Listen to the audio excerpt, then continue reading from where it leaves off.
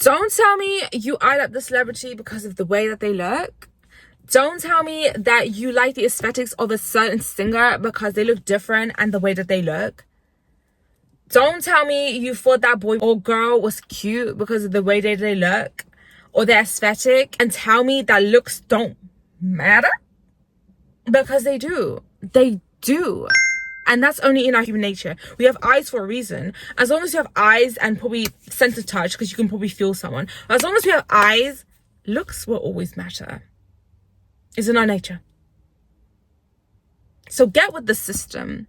So in this video, I'm going to be telling you why looks matter, and also some ways that you can probably enhance your looks. It doesn't have to be looks. It can be scents. It can be smells. I might do another video about this, but this is why looks really, truly do matter. So get with it and don't miss out. Don't be behind. Don't be underprivileged because you didn't take care of your looks. And if you don't believe it, then this video may not be for you. Do you remember that model? He was a mixed race, and I think he had blue eyes. Blue or hazel eyes. I could be wrong. I might put up a picture if I can. But this was in America. He did a crime, and he ended up, his mugshot ended up being shown on the, I think, American news site, and that mugshot went viral because of the way that he looked. To a lot of people, he looked very hot, and because of that situation, after it gained him popularity, and after he was released from whatever he did, I don't know what he did, he getting modeling deals. He ended up being in movies and some TV shows. I might put it up there. But can you believe not? Why? Because of the way he looked. No one really cared about the crime. I don't know what the crime was. I only remember that he went viral because of the way he looked. Imagine that. And if you say looks don't matter, I might also add, it's the same with Jeffrey Dahmer. People didn't perceive him to be the man that he was because of the way that he looked. A lot of people thought he was very handsome, so they were shocked to even believe that he did such things. Another example is Sabrina Carpenter. Okay, she's the same person. Like, when you look at her, she's the same person. Once her Espresso song went popular, it went viral. The reasons why it went viral was, of course, the song is fun, it's cute, it's fun, and also because she chose the right marketing style. She chose the right looks that appealed to the audience at the time. So I think Ariana Grande, she did something similar. That kind of, I don't know which year style, but with the hair out like that, the fluffy hair. And now she's marketing herself in a way that's very attractive, and you know this because even now she still uses that same aesthetic, the chunky heels, the headband, the chunky heels, because she knows that works for her. She knows that's attractive on her. And that can also mean how you present yourself, your aesthetics. And it doesn't always need to be if you're pretty or not, but the type of aesthetics that is attractive to a specific audience. Another example I can give is the emo style. If you're very like emo and whatnot, it can attract an audience that's into emo, if they're into rock and whatnot, or alternative R&B. Also, by marketing herself this way, she knows that she stands out from the crowd and look different to her other artists. When you associate a color with her, when you think of Sabrina, you think of a certain color as well. For example, if she were to start having a sporty style and not necessarily dressing up the way that her looks are usually portrayed, a lot of people will be confused. They'll be like, huh? What? They were like, oh, not that we don't think she's human, and she's allowed to do that, but because that's not her brand, people will get confused because she's off brand, and also because you're selling a fantasy, you're selling a theme, an aesthetic. Another thing would be plus size models. If you don't look the part to be a plus size model, then you can't play the part. I assume, correct me if I'm wrong, with plus size models, there's obviously a limit to how. There's most likely obviously a limit to how big they can be and how plus size they need to be.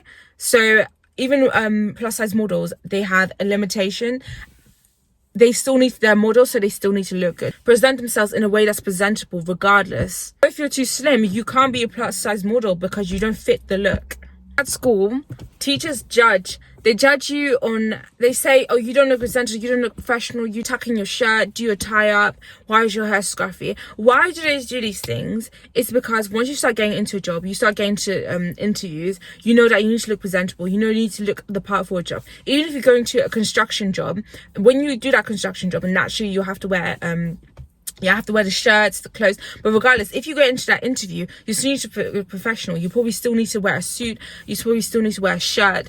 Regardless of the job that you're doing, regardless of what you need to wear in the job that you're doing, you still need to be presentable. You always get told first impressions count.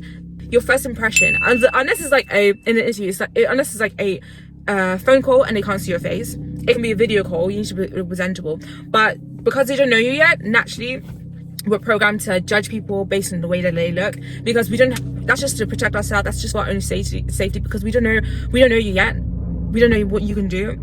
Imagine you're in a dark alleyway and there's a weird guy. They look weird and they look like they're gonna attack you.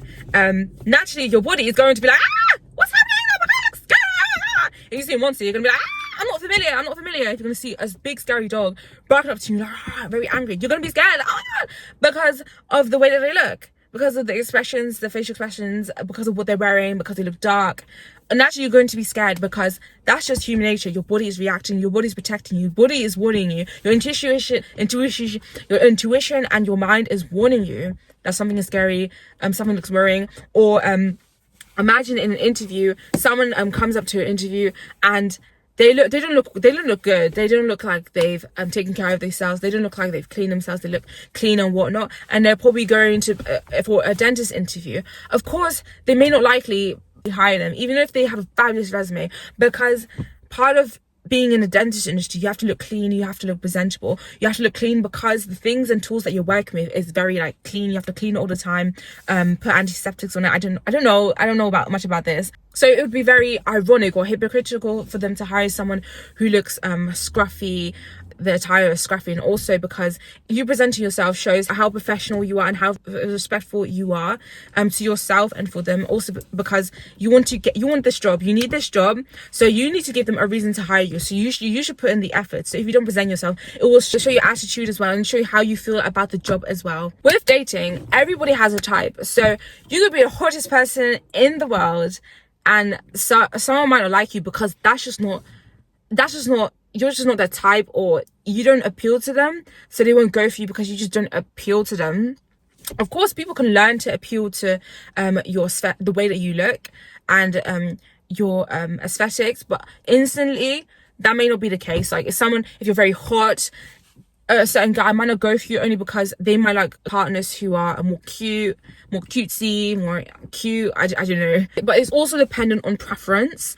If there's a certain company and they need people who have like a like with Urban Outfitters, if you're a model that has a very much chilled, laid back, kind of indie, hip, chilled style, then that's who they hire, because that's the look that they're going for. It also has a lot to do with your aesthetics and each individual person's preference. Okay, you might think, oh, that's sad, we live in a cruel, corrupt world.